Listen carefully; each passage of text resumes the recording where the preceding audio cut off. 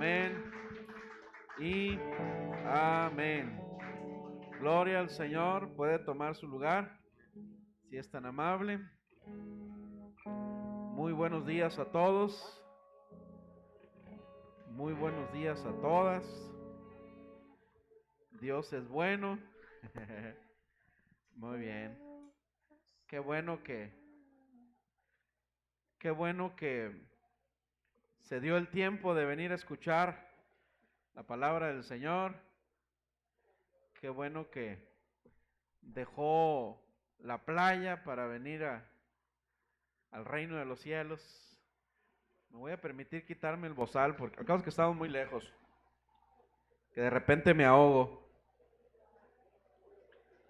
Muy bien, las familias que están conectadas por las redes sociales, Facebook Live, bienvenidas familias, en Guatabampo, en Ciudad Obregón, Hermosillo, Tijuana, Nogales, en Tucson, Arizona, en el Tepic, en el Carrizo, en Guasave y en cualquier otro lugar que se me pase. En Bacame Nuevo, en Bacobampo, qué bueno que se dan el tiempo de conectarse. Muy bien, y bienvenidos todos los que estamos aquí, ya somos de casa, ¿sí, verdad? Ya somos conocidos. Qué bueno. Vamos a ver hoy algo que nos compete por el día que recordamos hoy, y vamos a descubrir en la palabra y a retomar y a recordar el poder de la resurrección de Cristo. Amén. Cuando alguien te pregunte cuál es la garantía de tu fe como cristiano, tú respóndele: mi Cristo resucitó. Cuando alguien te diga cuál es la prueba o la garantía que tienes de estar en el camino correcto, tú dile: porque mi maestro resucitó. Así dígale. No hay garantía más grande que esa. Esa es la esencia de nuestra predicación, esa es la esencia de nuestra fe, esa es la garantía de nuestra fe. Y la mayoría de los creyentes reconocemos la resurrección de Jesús, pero a veces no la comprendemos con plenitud. Entonces vamos a ver hoy cuál es el poder, el impacto, qué significa realmente la resurrección o qué debería significar para nosotros los cristianos. Amén. La resurrección de Cristo es uno de los eventos más trascendentales en la historia de la humanidad. Ha habido muchos líderes religiosos, muchos líderes iluminados. Antes de ser cristiano, estuve en una escuela de esoterismo y la persona que fundó esa escuela, cuando murió, bueno, antes de morir dijo que no tocaran su cuerpo, que no le hicieran la autopsia ni nada por el estilo, que su cuerpo tenía que estar completo porque iba a resucitar. ¿Y qué crees? Ya pasaron muchos años. No lo hizo ni lo hará. El Buda, antes de morir, el Buda le dijo a sus seguidores: sigan buscando la verdad. Entonces, si ponemos a analizarnos, cada uno de esos iluminados, de esos líderes, ninguno se atrevió, mucho menos confirmó ser el camino, la verdad, ni la vida. Solamente Jesús. Amén. Jesús dijo: yo soy el camino, la verdad y la vida, y prometió resucitar y se levantó de entre los muertos. Nadie ha podido hacer eso.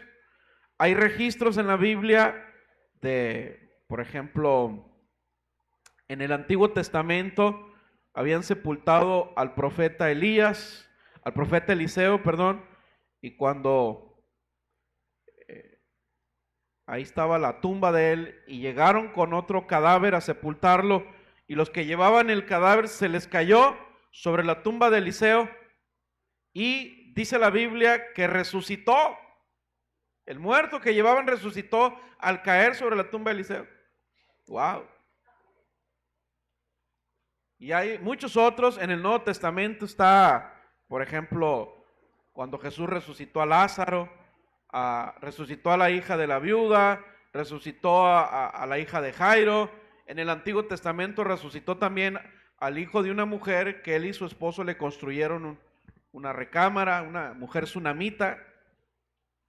Pero ¿qué crees? Todos ellos fueron resucitados y se levantaron, pero con sus mismos pecados. El único que ha muerto y resucitado por voluntad propia, porque el Padre así lo decidió, fue Jesús. Y aunque Jesús murió absorbiendo tus pecados y los míos, cuando Él resucitó, ¿qué crees? Resucitó sin pecados. ¡Wow! Y entonces todos los demás que habían resucitado volvieron a morir. ¿Pero qué crees? Cristo vive para siempre. Esa es la garantía más grande que tenemos los hijos de Dios. Amén, amén. Entonces, al resucitar de entre los muertos para volver al poder eterno, a la diestra del Padre, ahí Jesús recuperó. Por ejemplo, en Filipenses 2 dice que cuando Él vino a la tierra, Él renunció. Dice, no estimó el ser igual a Dios. No me acordaba que me dijeron que no me pegara mucho el micrófono. Me emociono, hijo. Compréndeme. Es que de repente soy gritón y luego con el micrófono, ¿eh? Entonces, ¿en qué estaba? ¿Por qué me interrumpen? Entonces, él recuperó, donde dice Filipenses 2, dice, no estimó el ser igual a Dios, sino que se despojó de su divinidad, tomando forma de hombre y se humilló hasta la muerte y muerte de cruz. Bueno, cuando Jesús resucitó, Él se sentó a la diestra del Padre y retomó esa divinidad que había dejado ahí de manera temporal para hacer el trabajo como hombre. Porque Jesús, 100% Dios, 100% hombre, pero el sacrificio que vino a hacerlo, lo hizo como ser humano. Un Dios no sangra, un Dios no siente hambre, ni sed, ni cansancio. Si Jesús hubiera hecho lo que hizo en la tierra como Dios, cuando Herodes mandó matar a los niños, José y María no hubieran tenido la necesidad de esconder a Jesús. Entonces, eso muestra de que lo hizo como hombre, porque la ley, el pecado exigía la sangre de un hombre inocente, no a un Dios que viniera a sacrificarse. Entonces, es muy importante que lo entendamos.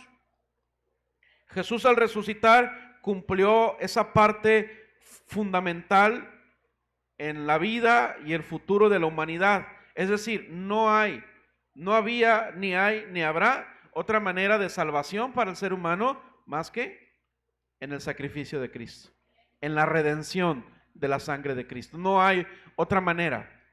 Aunque el ser humano se afane en demostrarle a Dios que puede lograrlo a su propia manera, no lo va a lograr. No lo va a lograr. Solamente es a través de la vida, muerte y resurrección de nuestro Señor Jesucristo. Entonces, vamos a ver algunas cosas, el impacto que hubo en la iglesia al principio y debería seguir habiéndolo. Y vamos a ver la primera referencia a la resurrección de Jesús. El plan de Dios siempre desde el principio incluyó la muerte y la resurrección de Cristo. Ya estaba previsto desde la creación del mundo. Mira, Apocalipsis 13:8 dice, a la bestia la adorarán todos los que viven en la tierra y que no tengan sus nombres escritos desde la creación del mundo en el libro de la vida del Cordero que fue sacrificado. Ahí marca un tiempo, marca un principio. Dice, desde la creación del mundo ya había un libro que se llama el libro de la vida, que es el libro del Cordero que fue sacrificado. Ya estaba establecido el sacrificio de Jesús. Ya estaba desde el principio en el plan de Dios el plan de salvación. Y la Biblia dice que sin derramamiento de sangre no hay remisión de pecados. Era necesaria la sangre de un inocente, de un hombre inocente, para redimirnos. Sin embargo, si leemos la historia bíblica, es obvio que el hombre, el ser humano, tenía un entendimiento muy limitado de este plan de Dios. Ahora, la primera profecía sobre esto está en Génesis 3:15. Cuando después del pecado, Dios vino al huerto y al primero que llamó a cuentas fue Adán. Amén. Luego llamó a cuentas a Eva. Y luego llamó a cuentas a la serpiente. ¿Estamos aquí? ¿Qué pasó a Adán? Y Adán dijo, la mujer que tú me diste. Y luego vino con Eva. ¿Qué pasó, Eva? La serpiente me engañó. Y luego vino el Señor con la serpiente y la serpiente dijo, todo yo, todo me echan la culpa a mí. Entonces, cuando Dios viene con la serpiente, el juicio, la promesa de juicio de Dios para ella fue esa. En el verso 15 de Génesis 3, le dijo Dios a la serpiente, haré que tú y la mujer sean enemigas, pondré enemistad entre sus descendientes y los tuyos. Un hijo suyo, ¿qué dice? Te aplastará la cabeza y tú le morderás el talón. Le voy a preguntar a las mujeres, ¿qué sienten cuando ven una culebra, una serpiente? Después del grito viene la carrera. ¿Sí o no? ¿Sí? ¿Han visto alguna serpiente así cerquitas alguna vez? ¿Cuál es la primera reacción? Bueno, aparte de correr y gritar, a mí me ha tocado pues tener que matar serpientes dentro de mi casa. Bueno, aquí vinieron los bomberos por una, pero allá en Guasave sí me tocó. Y luego la primera reacción es pegarle en la cabeza, pues porque no tiene patas ni manos. ¿De dónde le vas a pegar? Pues en la cabeza. Y entonces aquí Dios está profetizando el juicio y le está diciendo a Satanás, que es la serpiente, que cuando mucho el diablo iba a morderle el calcañar a Jesús, o el talón, el calcañar es el talón, pero que Cristo, de la descendencia de la mujer, le iba a aplastar la cabeza. Entonces, aunque pareciera que el plan del diablo tener cierto éxito, porque aquí está diciendo que iba a lograr lastimarle por lo menos el talón, pero luego viene la sentencia de que le iba a aplastar la cabeza. Sin embargo, la semilla prometida, que era Jesús el Salvador, iba a triunfar sobre la serpiente. Hijo, si me apoyas otra vez con Colosenses 2, 14 y 15. Dice, la ley escrita estaba en contra de nosotros, pero Dios le puso por medio de la muerte de Cristo en la cruz. Dios les quitó el poder a los espíritus que tienen autoridad y por medio de Cristo los humilló delante de todos al pasearlos como prisioneros en su desfile victorioso. Ok, ahí está, esa es una Reina Valera, el 15. Y despojando a los principados y a las potestades, los exhibió públicamente, triunfando sobre ellos en la cruz del Calvario. Ok, alguien me preguntó un día, a ver, pastor, si Jesús derrotó a Satanás en la cruz, ¿por qué el diablo sigue haciendo daño? ¿Por qué Satanás sigue haciendo sus obras de daño sobre la humanidad si ya fue derrotado? ¿Por qué sigue atacando a la iglesia? ¿Por qué sigue poniendo tropiezo en los hijos de Dios? ¿Qué le responderías tú? Si ya fue derrotado en la cruz, ¿por qué entonces sigue haciendo lo que hace? Bueno, la respuesta está en la misma profecía. Por ejemplo, en la cruz no dice que Jesús le aplastó la cabeza. Dice que lo avergonzó, le arrebató, lo desarmó, lo avergonzó públicamente.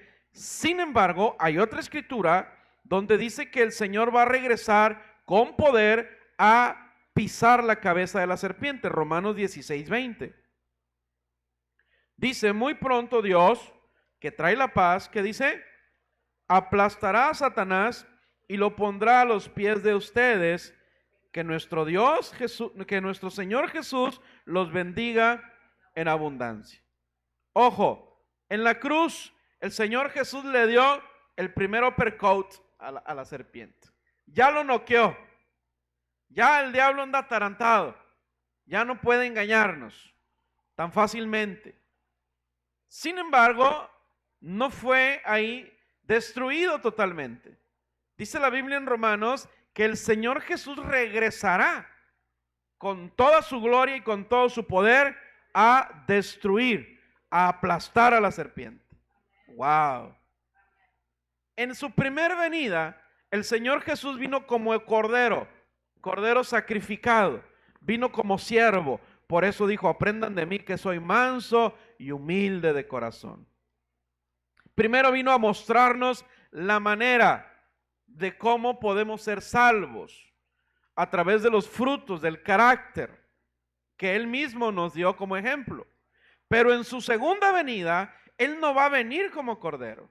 Él no va a venir como siervo. Él va a venir como rey a establecer su reino. Él va a venir con toda su gloria a aplastarle y a destruir a Satanás. En el nombre de Jesús.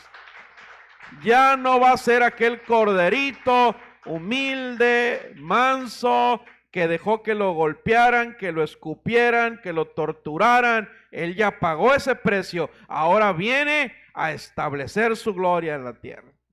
Que se agarre el chanclas, porque viene el Señor como rey a manifestar su poder. Entonces ahí el diablo será destruido, encarcelado. Ya no podrá hacer lo que está haciendo. ¿Estamos de acuerdo? Y hay muchas otras profecías que señalan la resurrección de Jesús en el Antiguo, en el Nuevo Testamento, pero hay algunas señales que el Señor dio. Por ejemplo, en el Nuevo Testamento le dijo a los fariseos, destruyan este templo y en 3 días lo voy a edificar. Los fariseos no lo entendieron, los discípulos no lo entendieron. Eso fue al comienzo de su ministerio. Llegó el Señor Jesús al templo y el templo estaba lleno de vendedores, de mercaderes, y se enojó mucho. Y dice la Biblia que agarró un lazo, hizo un chicote y los corrió a todos de ahí. A todos soltó las palomas, tiró las mesas.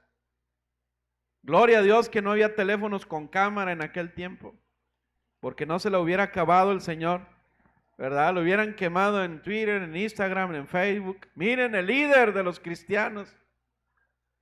Ahora, ¿cuál fue el enojo del Señor? Si esa gente estaba trabajando ahí, ¿cuál fue el enojo? Él dijo, siento un vivo celo por la casa de mi padre y la han convertido en una cueva de ladrones. O sea, no eran nada más vendedores, simplemente le estaban robando a la gente. Estaban haciendo trampa a la gente, vendían productos defectuosos, tenían pesas falsas. Ese fue el enojo del Señor. Él no está en contra de los oficios honrados, pero Él se enojó porque le estaban robando a la gente. Y los corrió a todos. Y los líderes religiosos se enojaron, se molestaron y le dijeron a Jesús, a ver, ¿y con qué autoridad haces esto? A ver, ¿por qué los corres? ¿A quién eres? ¿De dónde vienes? ¿A dónde vas? ¿Con qué autoridad lo haces? Mira, Juan 2:18. Y los judíos respondieron y le dijeron, ¿qué señal nos muestras ya que haces esto? Y respondió Jesús y les dijo, destruid este templo y en 3 días lo levantaré. Dijeron luego los judíos, en 46 años fue edificado este templo y tú en 3 días lo levantarás. Tenían 46 años construyéndolos y dicen los expertos en historia bíblica que tardaron todavía 60 años más en terminarlo. Entonces ellos no entendieron que hablaba del templo de su cuerpo. Ahora, antes de proseguir quiero aclarar algo. ¿Cómo es que el diablo logró herir el calcañar o el talón de Jesús? ¿Cómo? Bueno, si algo pudo hacer es porque papá Dios se lo permitió. Porque nunca el diablo podrá más que nuestro Señor. Jamás. Cuando Jesús fue bautizado, dice que fue llevado al desierto por el Espíritu Santo para ser tentado por el diablo. Y una de las tentaciones es que lo llevó a una parte alta y le dijo, tírate de aquí, porque escrito está que vendrán ángeles y te salvarán. Y una vez una persona con retórica me dijo, a ver, ¿y cómo es que el diablo lo llevó? Como diciéndome, ¿qué poder tiene el diablo sobre Jesús? Y yo le dije, bueno, Hay evidencias bíblicas en el Antiguo y en el Nuevo de que cuando el diablo quiere tocar a un hijo de Dios, primero tiene que pedir permiso. ¿Sí sabía usted eso? ¿Sí sabía usted eso? En el libro de Job, el diablo le pidió permiso a Dios para lastimar a Job. En los evangelios, antes de la crucifixión, Jesús le dijo: Pedro, el diablo está pidiendo permiso para zarandearlos. Sé que el diablo no nos puede tocar tan fácilmente. No nos puede tocar, al menos que papá Dios se lo permita, pero tiene que pedir permiso. Eso me habla de la autoridad que hay en Cristo y en sus hijos. ¿Estamos aquí? Entonces, si logró herir el talón de Jesús, pues era porque era necesario que así pasara. Era necesario esas heridas en Jesús para que la luz de la presencia de Dios que estaba dentro de él pudiera salir y tocar al mundo. Amén, amén. Era necesario para que la iglesia naciera. Antes de la crucifixión no había cristianos, le llamaban seguidores de Jesús, discípulos, seguidores. Después de la cruz se les llamó cristianos, porque ahí nació la iglesia. Mira, en un parto natural, ¿qué hay? Hay sangre y hay agua. Cuando dice la mujer: ay, se me reventó la fuente, es líquido. Hay sangre y hay agua. ¿Qué salió de la costilla de Jesús? ¿Qué salió cuando? Sangre y agua. Eso salió de ahí. El Señor Jesús dio a luz a la iglesia. Ahora, Cristo es el esposo. La iglesia es la esposa o la novia. ¿Estamos aquí? No es casualidad que de su costilla, que fue la última herida, salió sangre y agua. Te voy a hacer una pregunta. ¿De dónde Dios sacó a Eva? De la costilla de Adán. Adán, el primer Cristo, el hombre terrenal, el primer hombre terrenal. De su costilla salió la mujer. Jesucristo, el segundo Adán, el hombre espiritual. De su costilla salió la iglesia. Para amarla, para protegerla. Amén. Entonces fue necesario que el diablo hiriera el cuerpo de Cristo para que la sangre que perdona y que limpia saliera de sus heridas y para que la luz de su presencia trajera a nuestra vida la sabiduría y la salvación. Amén, amén. Entonces las autoridades religiosas no entendían el simbolismo de las palabras de Jesús. Ellos se enfocaban en el templo físico, pero no habían entendido. Los discípulos tampoco lo entendieron. Mira lo que dice Mateo 2:21. Mateo 2:21 y 22. Mas él hablaba del templo de su cuerpo. Por tanto, dice, cuando resucitó de entre los muertos, sus discípulos se acordaron que había dicho esto y creyeron la escritura y la palabra que Jesús había dicho. Entonces, ni los religiosos ni los discípulos lo habían entendido, no estaban preparados para este evento. Ahora, Jesús continuó enseñándoles a sus discípulos acerca de la resurrección, pero te voy a hacer una pregunta. ¿Por qué crees que los discípulos no entendieron lo que Jesús les decía? ¿Sabes por qué? Porque no había venido sobre ellos el Espíritu Santo. No había venido todavía el Espíritu Santo, no lo habían recibido. ¿Quién es el Espíritu Santo? Es mi maestro, es mi consolador, es el que me enseña la verdad delante de todas las cosas. ¿O no dice eso la palabra? Él me recuerda todo lo que aprendo y me enseña cosas nuevas. Él me enseña la verdad, Él me revela la verdad. Si tú lees la palabra letra muerta y la memorizas, pero no tienes comunión con el Espíritu Santo, ahí va a estar almacenada, sin fruto. Porque la palabra sin el Espíritu no funciona. El Espíritu sin la palabra está incompleto. ¿Cuál es la espada del Espíritu? Según Efesios, en la armadura de Dios, es la palabra. Siempre van juntos. Dicen los salmos: lámpara es a mis pies tu palabra. Hay otra escritura que dice: la letra mata, pero el Espíritu vivifica. ¿Te acuerdas de la parábola de las 10 vírgenes? ¿Sí se acuerdan? 5 prudentes, 5 imprudentes. Se les terminó el aceite, vino el novio, no lo vieron, estaba oscuro. Bueno, la lámpara es la palabra y el aceite es el Espíritu Santo. Tenemos que estar diariamente revisando el aceite de nuestras lámparas. Usted puede aprenderse la Biblia de memoria, pero si no ora, si no tiene comunión con el Espíritu, su lámpara está muy débil. Muy débil. Porque no funciona sin aceite. Usted puede orar mucho todos los días, pero si no lee la palabra, si no estudia la palabra, dice el Espíritu Santo, ¿y cómo voy a pelear si no me estás dando una espada? ¿Cómo te voy a defender? ¿Cómo te voy a ayudar si no hay una espada en tu corazón? Una palabra que yo pueda darte. La lámpara sin el aceite está incompleta. El aceite sin la lámpara está incompleto. Necesitamos estar en esto. Entonces, sobre los discípulos no había venido el Espíritu Santo. Porque a veces tú y yo leemos la palabra y al momento de aplicar erramos. Pues porque a veces no estamos alertas, no estamos en comunión con el Espíritu.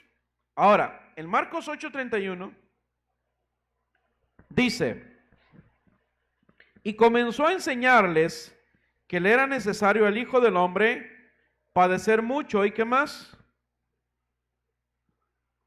¿No está ahí? Dice, y ser desechado por los ancianos, por los principales sacerdotes, por los escribas, y ser muerto y resucitar después de 3 días. Esto les decía claramente. Entonces, Pedro, ¿qué hizo? Le tomó aparte y comenzó a reconvenirle. Pero él, volviéndose y mirando a los discípulos, reprendió a Pedro diciendo: quítate de delante de mí, Satanás, porque no pones la mira en las cosas de Dios, sino en la de los hombres. Ya les había enseñado, ya les había recordado que iba a morir y a resucitar. Pedro no entendió, o no creyó, o se le olvidó, o no le dio importancia. Ahora, Pedro no era cualquier creyente. No era un triste cristianillo que habita en la serranía. ¿Qué era Pedro? ¿Qué era Pedro? Era un discípulo. ¿Qué diferencia hay entre un creyente normal y un discípulo? ¿Qué diferencia hay? ¿Nada más el título? No. Un discípulo es alguien que con su vida demuestra lo que aprende de su maestro. En otras palabras, un discípulo es alguien que dejó de ser un solo oyente para convertirse en un hacedor de la palabra. Es un hacedor de la palabra. Un día Jesús vio que llegaron los discípulos de la ciudad y les preguntó: ¿quién dice la gente que soy? Y los discípulos le dijeron: unos dicen que eres Elías reencarnado, otros dicen que eres el ángel quién sabe qué, otros dicen que eres... Y empezaron ahí a decir todo lo que habían oído. Y Jesús le dijo: bueno, ¿y ustedes quién dicen que soy? Y Pedro pegó un brinco, Pedro, de la banca, y le dijo: tú eres el Cristo, tú eres el Hijo del Dios viviente. Y Jesús le dijo: Pedro, no te lo reveló carne ni sangre, te lo reveló mi Padre que está en los cielos. ¡Wow! Imagínate. Pedro conectado directamente con el Padre. No, hombre, después de que Jesús le dijo eso, yo creo que Pedro caminó así sobre esponja. Yo creo que Pedro dijo: no, hombre, a mí Dios me usa más que al pastor. La mente de Pedro ya estaba dando señales de espiritualidad. Ya estaba conectado con el Padre. Horas después, a ese mismo discípulo Jesús le estaba diciendo: quítate delante de mí, Satanás, me eres tropiezo. Imagínate. Primero le dijo: te lo reveló mi Padre que está en los cielos. Y al rato le dijo: quítate delante de mí, Satanás. Hola. ¿Cuántos quieren ser discípulos?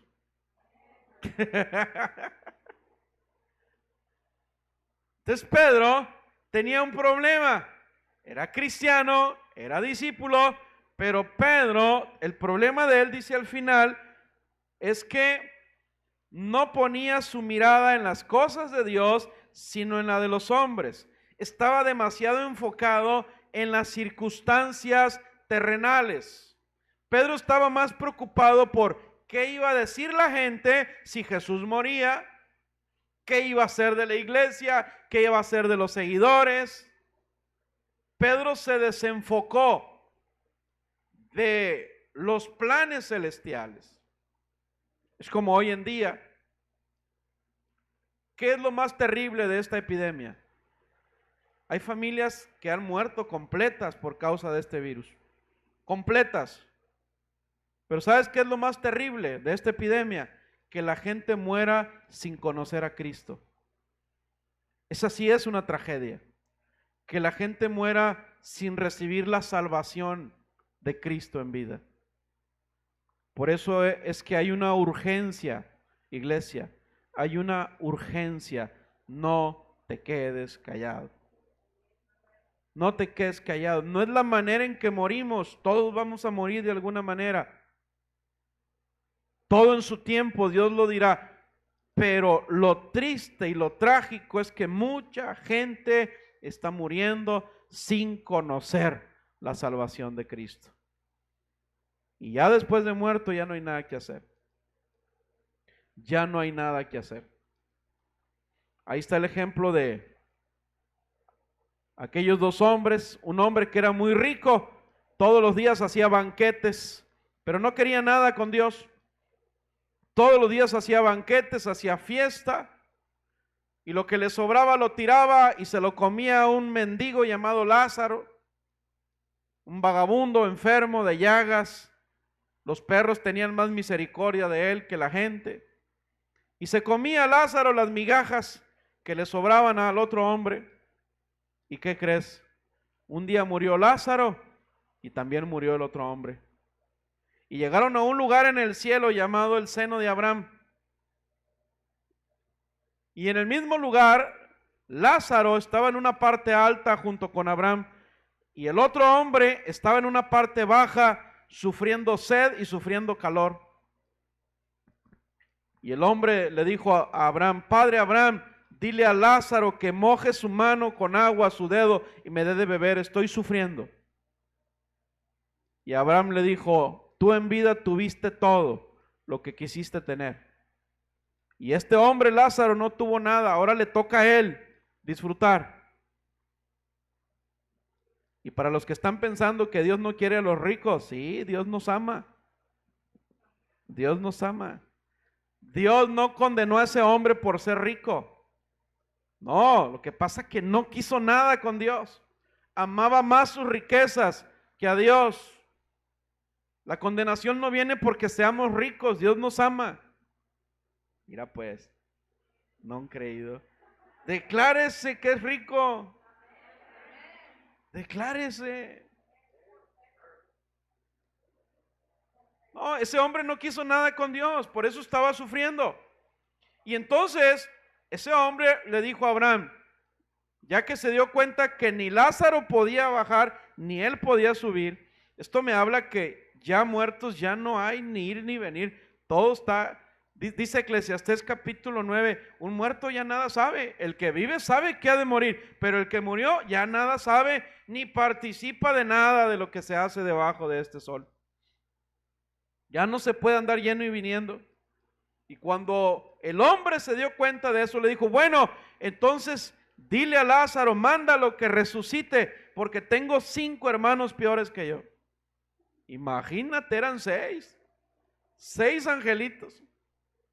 Y si este era un bárbaro, los otros 5 eran más bárbaros que este. Y Abraham le contestó, no, le dijo, aunque se levante uno de entre los muertos, no le van a creer.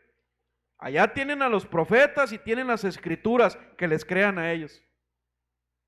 Porque aunque alguien resucite, no le van a creer. Cuando Jesús resucitó a Lázaro y los fariseos se enteraron que Lázaro había resucitado después de 4 días de muerte, y los fariseos lo andaban buscando para pedirle autógrafos, para entrevistarlo, para abrazarlo y para alegrarse con Lázaro. Así dice la Biblia. Lo andaban buscando para matarlo otra vez. ¿Sí? No nos conviene que la gente diga que Lázaro resucitó. Hay que buscarlo y hay que matarlo otra vez. ¿Te das cuenta que ni con eso la gente cree? Tomás, uno de los discípulos, no creyó. Dijo que hasta que lo viera, y no es cierto porque lo estaba viendo y no creyó. Le tuvo que decir Jesús, ven y mete tu mano en mi herida. Bienaventurado Tomás porque viste, creíste. Más bienaventurados los de Navojoa que creerán sin ver. Aleluya. Usted y yo somos bienaventurados. Dele fuerte el aplauso a Dios. Tomás tuvo que ver y tuvo que tocar. Usted y yo no. Nosotros nada más tenemos que oír la palabra y creerla. Amén, amén. Pues ahora Jesús le está diciendo a Pedro, quítate delante de mí, Satanás. Hay un problema en los creyentes, en los cristianos, que cuando estamos demasiado enfocados en las circunstancias terrenales, mi mente se desconecta de las celestiales y entonces el diablo me puede usar como bocina. Me puede usar como bocina. Eso es terrible, ¿eh? Aunque seamos discípulos, aunque seamos pastores. Entonces Jesús utilizó estas fuertes palabras con Pedro por tratar de reprenderlo, porque ahí la palabra reconvenir significa que Pedro quiso regañar a su maestro. Allá en Sinaloa decimos, los patos le quieren tirar a las escopetas. Acá en Sonora, ¿cómo se dice, Virgilio? Igualito. Ah, bueno. Hay otros que dicen, le quiso enseñar el Padre Nuestro al Padre. Ahora resulta que el discípulo quiso regañar a su maestro y salió regañado. Quítate de delante de mí, Satanás. Ay, Señor, dile, Padre, háblame. Dígale con fe. Entonces, Pedro prácticamente le estaba diciendo a Jesús que se estaba equivocando. No, maestro, no vayas. ¿Cómo que te van a matar? ¿Qué van a decir de ti? ¿Qué van a decir de la iglesia? Ahora, era normal que los discípulos se sintieran así, porque no era gente violenta ni agresiva. Y al escuchar a Jesús anunciar su muerte, pues estaban tristes, no lo comprendían, no lo aceptaban. Pero Jesús siguió enseñándoles. Lucas 18:31. Tomando Jesús a los 12, les dijo, ¿qué les dijo? He aquí subimos a Jerusalén y se cumplirán todas las cosas escritas por los profetas acerca del Hijo del Hombre. Pues será entregado a los gentiles y será escarnecido y afrentado y escupido. Y después que le hayan azotado, le matarán, mas al tercer día resucitará. Pero ellos, ¿qué dice? Nada comprendieron de estas cosas. Y esta palabra les era encubierta y no entendían lo que se les decía. Hay otra escritura donde Jesús le dice, hay muchas cosas que tengo que decirles, pero ahorita no las comprenderían. Hay muchos misterios que el Señor tiene prometido revelar. ¿O no dice eso la palabra? Clama a mí, yo te responderé y te enseñaré cosas grandes y maravillosas que oído han oído, ni ojo han visto, ni han subido al corazón del hombre. Deuteronomio 29:29 dice, todo lo oculto le pertenece a Dios, mas lo revelado para mí, para mis hijos, están escritos en la palabra. Entonces, hay misterios que en su momento el Señor nos va a revelar. Pero mientras, dice que esa palabra les era encubierta y no entendían lo que se les decía. Un día una secta que no creían en la resurrección, se le acercaron a Jesús para ponerle una trampa.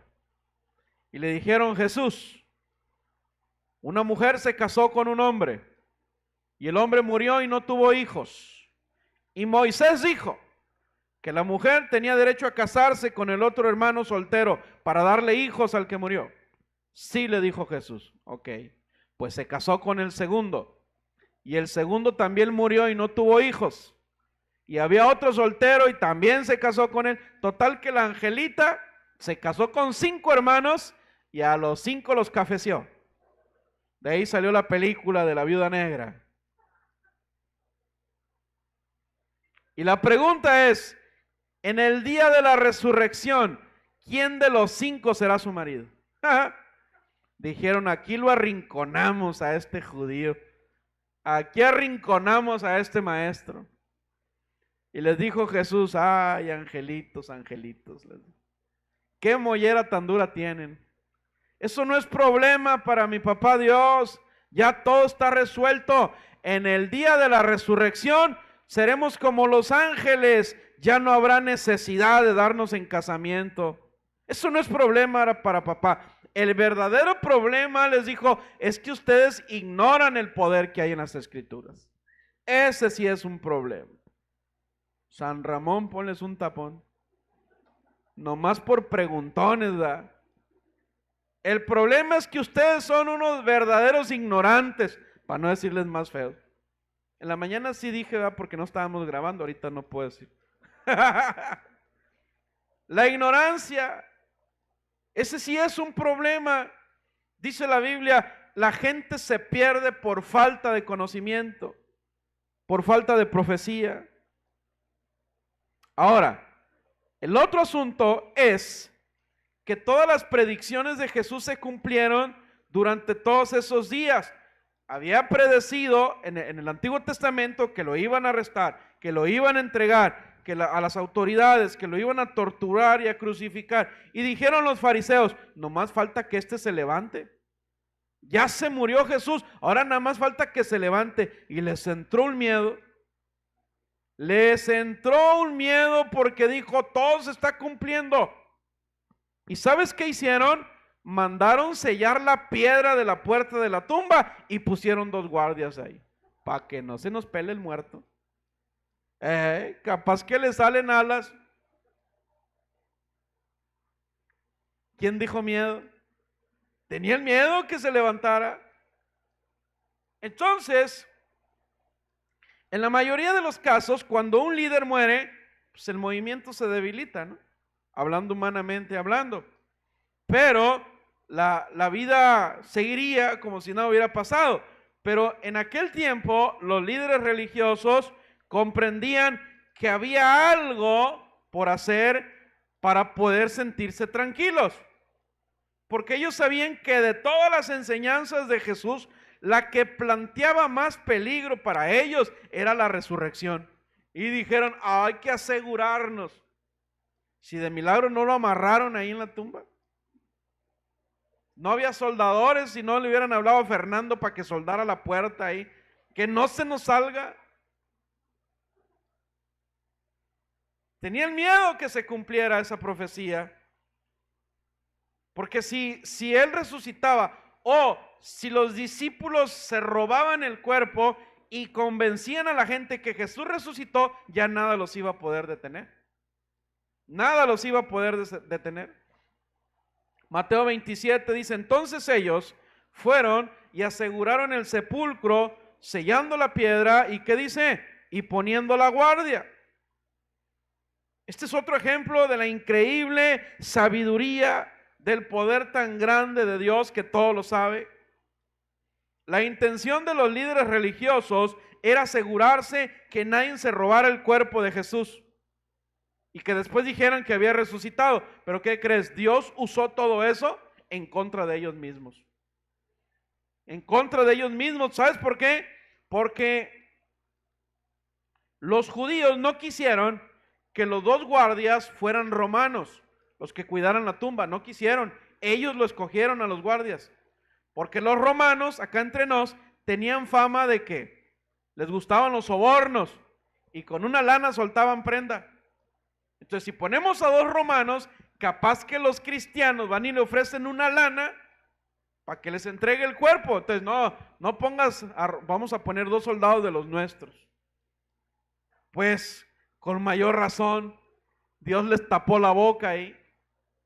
Ni chance de decir que los habían sobornado, eran de ellos mismos. Ni chance.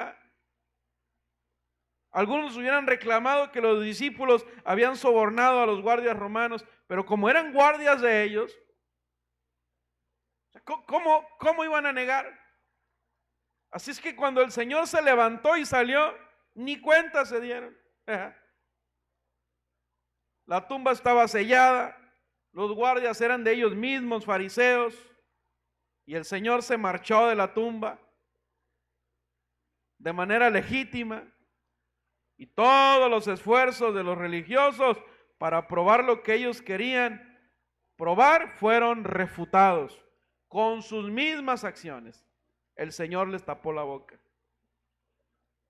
No esperaban lo imposible, no lo esperaban. A pesar de todas las cosas, ni los discípulos lo esperaban.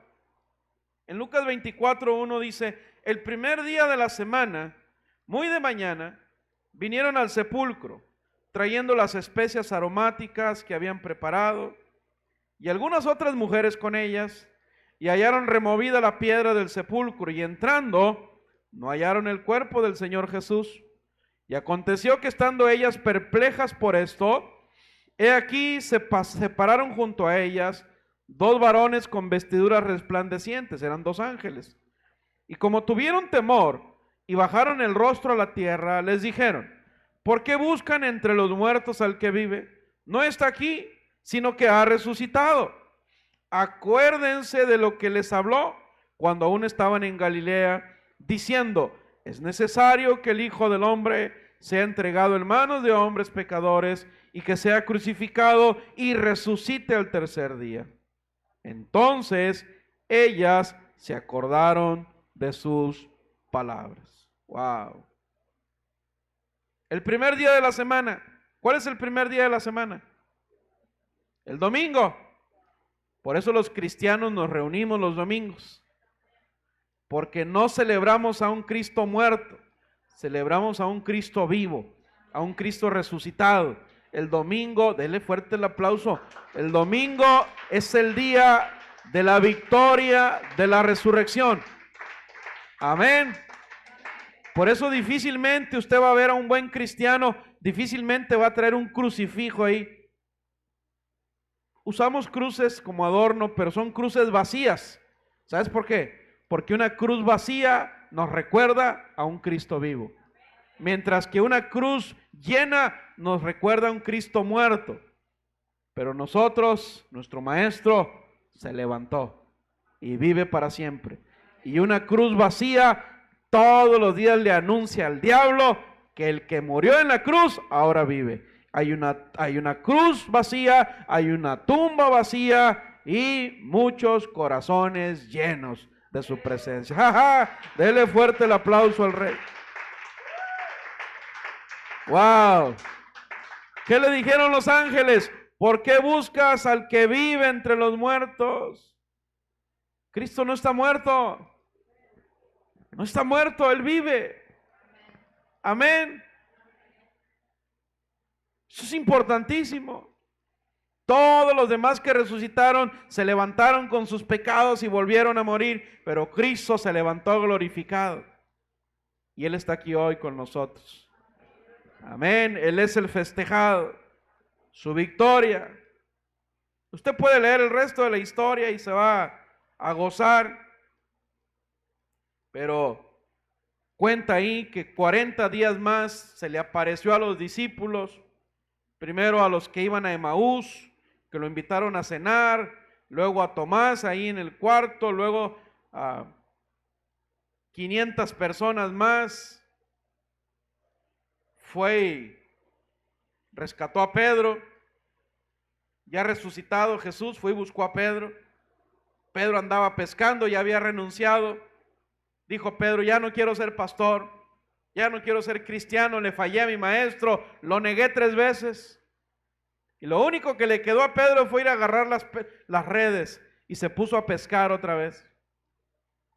¿Y qué hizo el maestro? Después de resucitar, fue y lo buscó.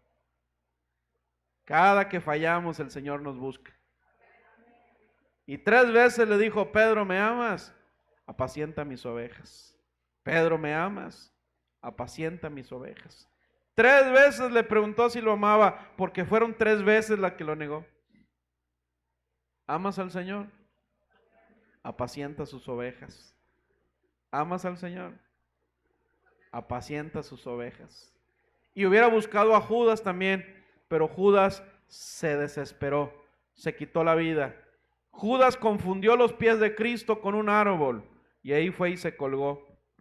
Pero si Judas se hubiera esperado a que el Señor hubiera resucitado, también lo hubiera buscado y lo hubiera perdonado. No fue culpa del Señor. ¿Cuál fue el impacto de la resurrección en la iglesia? Hechos 4:33. Y con gran poder los apóstoles daban testimonio de la resurrección del Señor Jesús, y abundante gracia era sobre todos ellos. Cada vez que tú le dices: Señor, lléname de tu gracia, ¿qué te va a decir el Señor? ¿Cuánto le han pedido más gracia al Señor? Yo le dije anoche: Señor, lléname de tu gracia, y el Señor me dijo: no dejes de dar testimonio de mi resurrección. Cada vez que damos testimonio de la resurrección de Cristo, más abundante gracia viene sobre nosotros. Amén. Unas por otras. ¿Quiere más de la gracia del Señor? Siga compartiendo el testimonio de que Cristo se levantó. Pablo, un hombre también apasionado, un día llegó a Atenas, ahí en Hechos 17, y algunos filósofos de los epicúreos, de los estoicos, discutían con él y decían: ¿qué querrá decir este palabrero? Parece que es predicador de nuevos dioses, porque Pablo dice les hablaba del evangelio de Jesús y de la resurrección. Los griegos eran personas muy idólatras. Ahí en Atenas tenían muchos dioses, y a cada dios le hacían un altar y un monito, un altar y un monito. Y Pablo llegó y empezó a ver todos los altares. Ay, nanita. Y Pablo empezó a orar: Señor, dame sabiduría para hablarles de ti a estos. Y llegó a un altar donde no había ningún monito, y había un letrero: dedicado al Dios no conocido. Dijo Pablo: aquí soy, Señor, ya se armó. Les vengo a hablar de ese Dios que no conocen. Y les empezó a predicar la palabra. Mira cómo la humedad se les acomodó. Sabiduría de Dios. Y luego en el verso 30 dice: pero Dios, habiendo pasado por alto los tiempos de esta ignorancia, ahora manda a todos los hombres en todo lugar que se arrepientan, por cuanto ha establecido un día en el cual juzgará al mundo con justicia por aquel varón a quien designó, dando fe a todos por haberle levantado de los muertos. Pero cuando oyeron lo de la resurrección de los muertos, ¿qué hacían? Se burlaban. Otros decían: ya, en otra ocasión, Pablo, en otra ocasión nos platicas. ¿Te ha pasado? Que de repente empiezas a hablar de Cristo. Ya vas a empezar con tu sermón. Ay, Fernando, tan a gusto que estamos aquí tomando y tú vienes con la palabra aquí a decirnos: no, hombre. No, hombre, o sea, estamos platicando muy a gusto y tú sales con la Biblia. No, en otra ocasión. Entonces la gente se burla. Cada vez que escucha que hablamos de la resurrección de Cristo, de su poder. Pues a Pablo, una de las escrituras más famosas está en 1 Corintios 15:3. Dice: porque primeramente os he enseñado lo que asimismo recibí, que Cristo murió por nuestros pecados conforme a las escrituras, y que fue sepultado, y que resucitó al tercer día conforme a las escrituras, y que se le apareció a Cefas, después a los 12, después a más de 500. Unos viven, otros ya no. Después se le apareció a Jacobo, después a todos los apóstoles, y dice Pablo: y al último, como a un abortivo, se me apareció a mí. Pablo no conoció personalmente a Jesús. Lo conoció después de que resucitó, ahí en el desierto rumbo a Damasco. Ahí tuvo un encuentro con Jesús. ¿Qué importancia tiene la resurrección de Jesús para nosotros? ¿Qué importancia debería tener? Es la esencia de nuestra fe. Es el fundamento, es la garantía de nuestra fe. Usted tiene que estar consciente de esto, porque la resurrección es la prueba irrefutable de que estamos en el camino correcto. Pase la alabanza, por favor. Primero, la resurrección prueba que Jesús es exactamente quien dijo que era y lo que dijo que era. Esa es la resurrección. Romanos 1:4. Fue declarado hijo de Dios con poder, según el Espíritu de santidad, ¿cómo? Por la resurrección de entre los muertos. Wow. La resurrección es Cristo diciendo, se los dije que yo era. Les dije que yo era el Hijo de Dios, les dije que yo era el Salvador del mundo.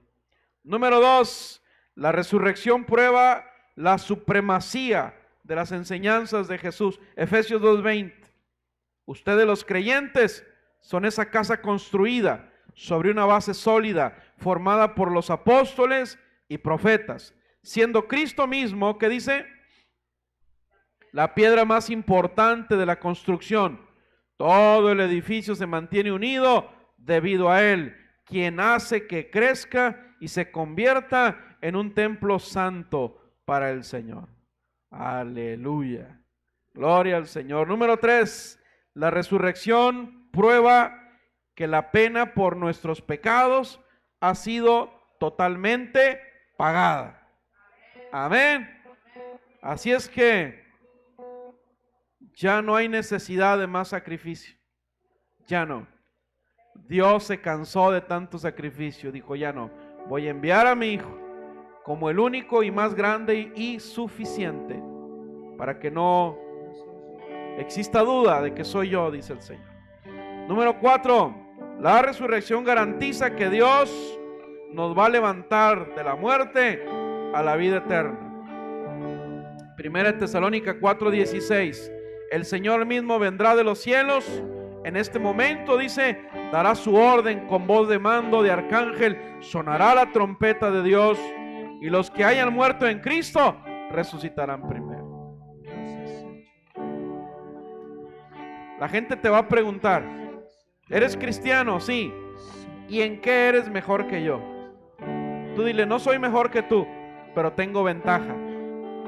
Primero, que he sido perdonado. Mi deuda fue pagada. Segundo, voy a resucitar primero que tú, si no crees. Dice la Biblia que los muertos en Cristo resucitarán primero. Esa es la ventaja que tenemos sobre los que no creen. Y si alguien cree, gloria a Dios. Y si alguien no quiere creer, siga orando por él. Siga orando por él. Amén. Hay muchas promesas. Número 5, la resurrección convierte a Jesús en la cabeza viviente de la iglesia. Efesios 1:19. Verán también lo grande que es el poder que Dios da a los que creen en Él. Es el mismo gran poder con el que Dios resucitó a Cristo de entre los muertos y le dio el derecho de sentarse a su derecha en el cielo. Dios ha puesto a Cristo por encima de cualquier gobernante, autoridad, poder, dominio, tanto de este mundo como el que está por venir. Dios puso todo bajo sus pies y lo nombró como cabeza de todo para bien de la iglesia, la cual es su cuerpo. Cristo, quien llena todo en todo momento, llena la iglesia con su presencia. ¡Wow! Dele fuerte el aplauso al Rey. No hay autoridad más grande que la de Él. ¿Por dónde se alimenta el cuerpo? Por la boca. ¿Dónde está la boca? En la cabeza. ¿Por dónde se alimenta la iglesia? Por Cristo, que es la cabeza. Por eso Él dijo, separado de mí, nada pueden hacer. Wow, tenemos que estar conectados con la cabeza. Número 6, la resurrección garantiza el regreso del Señor Jesús. 1 Corintios 15.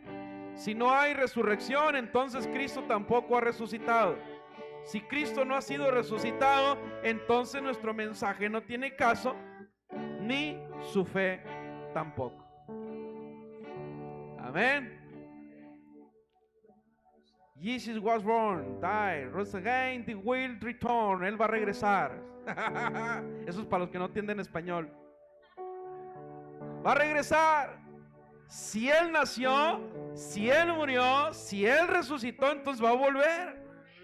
Va a volver, no lo dudes. ¿Estamos listos?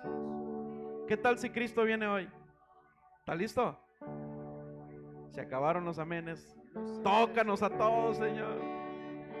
Ilumínanos, Padre. Ponte de pie, por favor. Número 7. La resurrección es la garantía de la justicia absoluta. Amén. Imagínate que una vida tan perfecta como la del Señor murió, se hizo pecado por causa nuestra, pero Él nunca pecó. Pero imagínate que Él no hubiera resucitado. Entonces sí, tendríamos la razón de decir: el mal triunfó sobre el bien. Pero el Señor no se quedó en la tumba, Él se levantó con poder. Y ahí el diablo fue derrotado, desarmado. Ya no puede hacer nada. Y el Señor regresará a aplastarle la cabeza. Dice Hebreos 6, de igual manera Dios quería demostrar que su promesa era confiable y que la gente iba a recibir lo prometido. Dios dijo que algo sucedería y lo afirmó con una promesa. Hay dos cosas imposibles: que Dios mienta y que no cumpla lo que promete. Esas dos cosas nos dan confianza a los que nos hemos refugiado en Él. Nos fortalecen para continuar en la esperanza que Dios nos da. Tenemos esa esperanza tan fuerte y segura como un ancla que sostiene el alma. Nuestra esperanza llega más allá de la cortina del lugar santísimo del cielo. Jesús ya entró allí y abrió camino para nosotros, convirtiéndose para siempre en sumo sacerdote, como lo fue Melquisedec. Tenemos esas promesas, son un ancla para nuestra alma. Van a venir más epidemias, van a venir temblores, van a venir guerras, rumores de guerra, va a venir persecución, pero hay un ancla para nuestra alma, que son las promesas de Dios. Él no miente, Él cumple lo que promete. Y si Él promete guardar a sus hijos en medio de toda esa aflicción, Él lo va a cumplir. Dice la palabra: no dejes de hacer su voluntad para que seamos dignos de ser librados de tal angustia. En el nombre de Jesús. Dile: Padre, aquí estoy. Dile: Señor, aquí estoy. Hoy me pongo de pie junto contigo. La palabra resucitar significa acción de ponerse de pie, levantarse. Así es que el Señor, el Espíritu Santo te dice hoy: resucita, levántate en fe, ponte en pie, levántate en ánimo, deja el miedo en el suelo y levántate con autoridad. El Espíritu Santo te dice: deja la tibieza y levántate con pasión. Deja la duda tirada en el polvo y ponte de pie en esperanza. Deja la enfermedad en el suelo, déjala allí en la tumba. Y dice el Señor: resucita en salud, resucita en libertad, resucita en gozo, en alegría, en pasión, dice el Señor. Levántate, dice el Padre, levántate y te alumbrará Cristo. Despiértate tú que duermes y te alumbrará Cristo, dice la palabra. Dile: Señor, hoy me levanto, hoy me levanto, hoy me levanto. En lo que te adoramos nos levantamos, Señor, en autoridad, en el nombre de Jesús. Vamos, levanta tus manos. Levanta tus manos. Nos has redimido para nuestro Dios.